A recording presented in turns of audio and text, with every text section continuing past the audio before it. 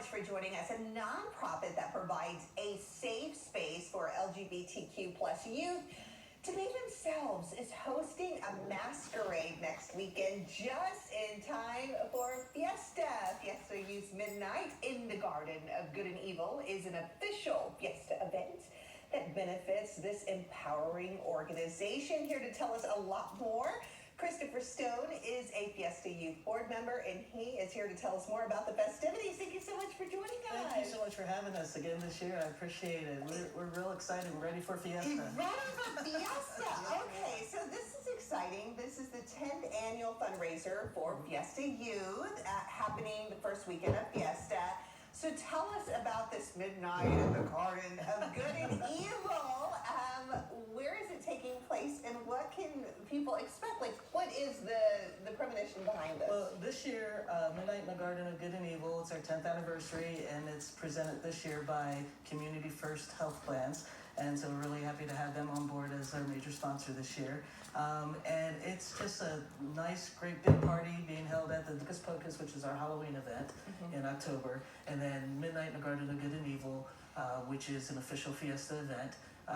And we have so many different performers coming. We have live music from the E7 band is going to be performing, and if you're from San Antonio, I'm pretty sure you know about the E7 band. They are fantastic. We also have great music from Laura Marie, who she's going to be playing music during the VIP hour, because if you're a VIP ticket holder, you get in an hour early to the event. We also have a silent auction, which is amazing this year. We have almost 100 items on our silent auction. And I'm talking about hotel stays and gift baskets and artwork, a lot of artwork this year. And then we also have some mariachi kids that are going to come in and play as people are entering into the event. To provide some music that way. Grupo Folclórico de Benedicciones will be performing as they support us every single year. So it's a really good time, and we have a DJ, so there's dancing, photo booth is included. Once you pay your ticket price, that includes everything at the event, with the exception of what you buy and win off of the silent auction.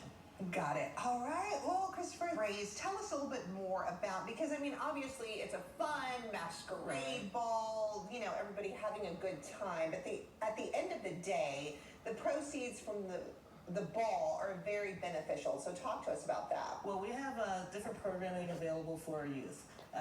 And basically it's to give them a nice safe space to be. They can make friends this way. They get some education as well. We'll bring in speakers for them at times that can talk to them about different educational aspects of their life that they may not get in school. And they'll have open mic nights and things like that. We even throw them a prom every year so they can attend a prom and feel comfortable in their own skin at the prom, and it's free to them. So all the money raised goes towards these programs. In fact, we even expanded lately, because we started out where it was ages 12 to 17 for the youth. And then we added our young adults programming from 18 to 22. And then a lot of our parents have suggested that we do something for the younger kids. So we now have for elementary age school kids like a play date where they get to meet up and just the families gather and play with each other and have fun. And it's just real nice to see how the community just really comes together. Yeah, definitely a real sense of community there. And I understand that Fiesta Youth also provides scholarships to students as well. Tell us about those scholarships. Well, so far to date, Fiesta Youth's been around since 2013, and we've given out over $57,000 worth of scholarships to our youth. And so this year we're going to be awarding at Midnight in the Garden of Good and Evil more scholarships. We have 6 general scholarships that we're going to be awarding for $1,000 each. And then in memory of one of our good friends and supporters of Fiesta Youth, Hector Bove, we now have the Hector Bove Memorial Scholarship Fund. And so one winner will be getting a $2,500 scholarship. Wow, and I'm sure that's super exciting and just so rewarding to be able to give those scholarships out as well. Yes. And tell us about some of the weekly meetings that Fiesta Youth has. And tell us, what do those weekly meetings entail and who can attend? Well, the youth meetings are for our teenagers, 12 to 17, and they meet every Tuesday night at Woodland Point.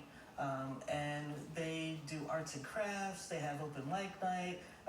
Sometimes they'll, have speakers come in to talk to them. We even have like people from the AIDS Foundation or so forth to come in and give us some sex education about things so that they know how to protect themselves. And then we also have our young adult support program, and they meet every Monday night. And then twice a month we have our elementary school kids that meet for a play date with their parents and families. So. And speaking of parents and families, why is it so important to have parents? I mean, it's not just, yes, I know it's called Fiesta Youth, right. But why is it so important to have parents involved in all of this as well? Well, when a child comes out to their parent or guardian, they're usually pretty terrified, and then when they do, sometimes the parents aren't really sure how to handle it or where to seek information. So we do have a parent support program that meets every second and fourth Tuesday of the month, so that they can come and gather with other parents who are going through the same experiences. They can share their stories, talk about things that they're maybe concerned about. But when you're a kid and you're coming out of the closet, if you have at least one parent on your side, that can just accept you and love you unconditionally, which is what parents are supposed to do, that lowers the chance that child might try to hurt themselves or attempt suicide.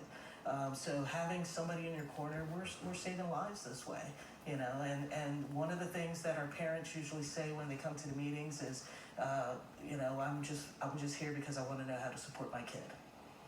I absolutely love that. And I think you probably have seen that firsthand because, if there is something new or something different or there's a different family dynamic, some parents or guardians may not know how to handle that situation, or, there's not like an instruction book, so to be able to have that support. And I'm sure you probably have seen parents and guardians go into peer support, kind of feeling maybe lost, a little overwhelmed, not sure, what's going to happen, to just coming out, resilient and okay, this is how we're going to navigate through this, right? Yeah, and that's what they're looking for. They're just looking for, that extra support so that they know that they're doing right by their child, because they're not sure, like, exactly,